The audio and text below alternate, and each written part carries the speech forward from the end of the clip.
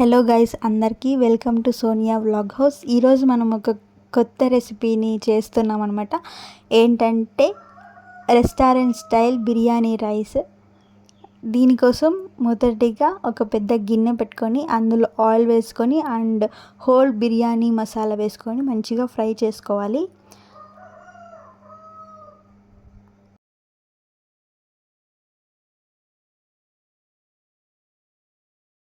ఇక్కడ మేము 5 మెంబర్స్కి చేస్తున్నాం కాబట్టి కొంచెం ఎక్కువ క్వాంటిటీలో ఉంటుంది. మీకు ఎంతమంది కావాలనేసి కొంచెం క్వాంటిటీ కొంచెం చూసుకొని చేసుకోండి. బట్ ఇంగ్రీడియంట్స్ మాత్రం సేమ్ ఉంటాయి.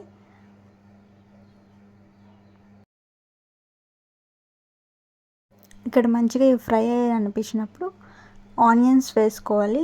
వాటితో పాటు ఒక 4-5 స్లైసెస్ ఆఫ్ పచ్చిమిర్చి కూడా వేసుకొని మంచిగా ఫ్రై చేసుకోవాలి. అవి ఎలాగంటే మంచి స్మెల్ అండ్ ఒక గోల్డెన్ బ్రౌన్ కలర్ వచ్చేదాకా మంచిగా ఫ్రై చేసుకోండి.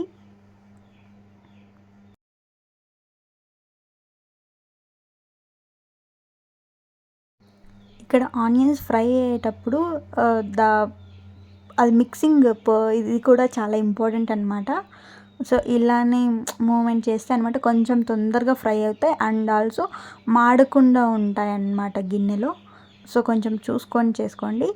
అండ్ చూడండి, ఇక్కడ లైట్గా కలర్ చేంజ్ అయ్యాయి. సో సేమ్ టైంలోనే మనం కొంచెం అల్లం వెల్లుల్లి పేస్ట్ అండ్ ఇక్కడ కొత్తిమీర అండ్ పుదీనా కూడా వేసుకొని మంచిగా ఫ్రై చేసుకుందాం.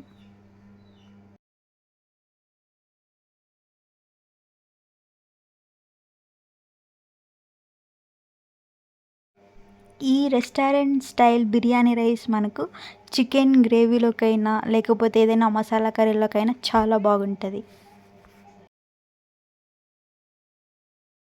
ఇవి లైట్గా అలా ఫ్రై అయ్యాక అండ్ 4-5 స్లైసెస్ ఆఫ్ టమాటోస్ని కూడా వేసుకొని మంచిగా ఫ్రై చేసుకుందాం. వీటితో పాటు కొద్దిగా 1 స్పూన్ ఆఫ్ సాల్ట్ కూడా వేసుకుందాం.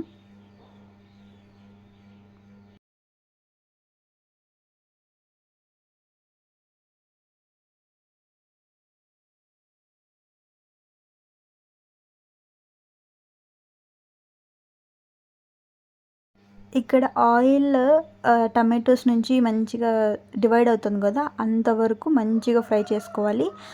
దాంతోపాటు టమాటోస్ మంచిగా మెత్తగా మిక్స్ అయిపోయినట్టు ఉండాలి. అండ్ ఇంకొక పక్కన మనం ఒక గిన్నె పెట్టుకొని అందులో ఎంతమందికి కావాల్సిన సరిపడా రైస్ని తీసుకొని ఆయిల్ అండ్ సమ్ స్పైసెస్ని యాడ్ చేసుకొని మంచిగా 70% రైస్ని మనం బాయిల్ చేసుకోవాలన్నమాట. అండ్ ఇంకొక సైడ్ ఇట్లా ఆనియన్స్ అన్నీ మంచి ఫ్రై అయ్యాక అందులోకి కారం అండ్ గరం మసాలా, ధనియా పౌడర్ వేసుకొని మంచిగా మసాలాని ప్రిపేర్ చేసుకోవాలి. వీటితో పాటు కొంచెం కర్డ్ కూడా వేసుకొని మంచిగా ఫ్రై చేసుకోవాలి మసాలాని మొత్తం.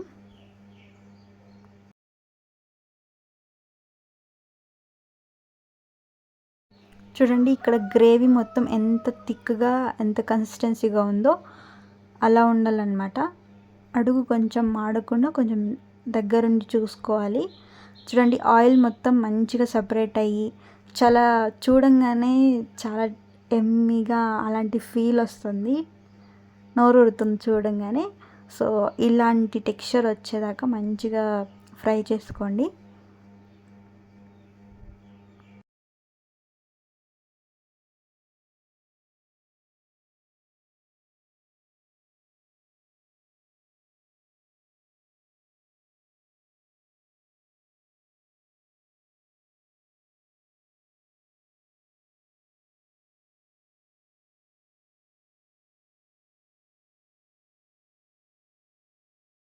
ఇక్కడ ఈ గ్రేవీ మంచిగా దగ్గర పడింది అన్నప్పుడు వన్ సైడ్ మనం రైస్ పెట్టాం కదా, దాన్ని కూడా 70% ఉడికిందా లేదా అని ఒకసారి చూసుకొని ఆ రైస్ని మొత్తాన్ని ఈ గ్రేవీ పైన మంచిగా స్ప్రెడ్ చేసుకోవాలి. ఎక్కడ కానీ ఎక్కువ లేకుండా లమ్స్గా అట్లేమి ఉండకుండా మంచిగా క్లీన్గా స్ప్రెడ్ చేసుకోవాలన్నమాట. ఆ స్ప్రెడ్ చేసుకున్న తర్వాత orange and yellow food liquid colours వస్తాయన్నమాట. అవి చాలా ఓకే, హెల్తీనే, మనం తీసుకోవచ్చు. No issue of taking such kind of colours అనమాట. ఓకే, అవన్నీ మంచిగా వేసుకున్నాక ఒక 6 మినిట్స్ ఎగ్జాక్ట్గా టైమర్ పెట్టుకొని మరీ దమ్ పెట్టుకోవాలి.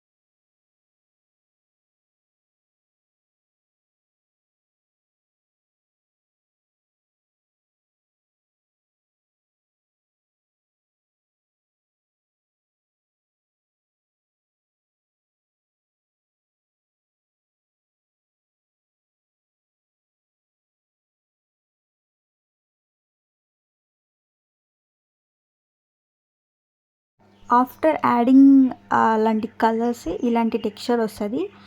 వీటితో పాటు మీరు మంచి కరిగించిన ఘీ అండ్ లెమన్ జ్యూస్ కూడా యాడ్ చేసుకోండి. అండ్ 6 మినిట్స్ ఆఫ్ టైమ్ పెట్టుకొని దమ్ పెట్టుకోండి. And thank you for watching this. And మీరు కూడా మీ ఇంట్లో సేమ్ స్టైల్లోనే ట్రై చేసి ఎలా ఉందో కామెంట్ చేయండి. అండ్ నా ఛానల్ని మీరు ఖచ్చితంగా సబ్స్క్రైబ్ చేసుకోండి ఇలాంటి వీడియోస్ కోసం. Stay positive and stay healthy. Thank you for watching.